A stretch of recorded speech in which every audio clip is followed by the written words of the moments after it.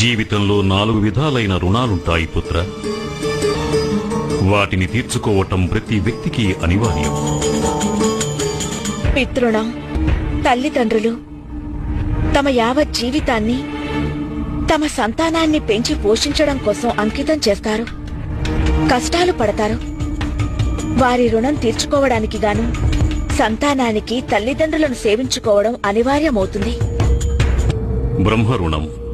ఎవరి వల్ల ఈ జీవితం లభించిందో వారికి చెల్లించేది. ఈ రుణాన్ని తీర్చుకోవటం కోసం కోరేది ఒక్కటే.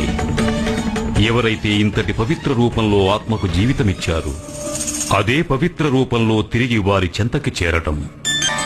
దేవరుణం దేవతలందరికీ చెల్లించేది.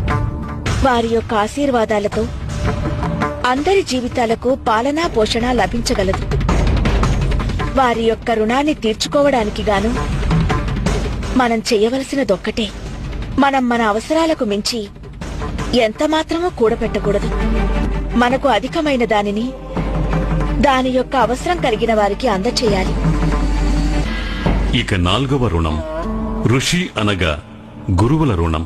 ఈ రుణం తీర్చుకోవటానికి ఏం చేయాలంటే, గురువుల ద్వారా సంగ్రహించిన జ్ఞానాన్ని దాచుకోకుండా ప్రతి ఒక్కరికి పంచి ఇవ్వాలి. జ్ఞానాన్ని వృద్ధిపరచాలి.